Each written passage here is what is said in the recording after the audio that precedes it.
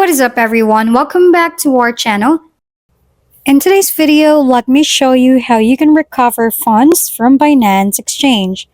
So welcome back to TechMan. So let's begin by opening the Binance app.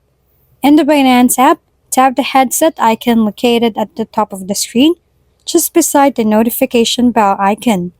That headset icon will bring you to the Customer Service tab.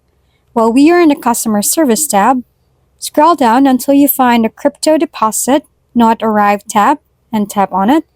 While you are inside the tab, tap Forget or Filled in the Wrong Memo/tag. After tapping on it, tap Submit Appeal.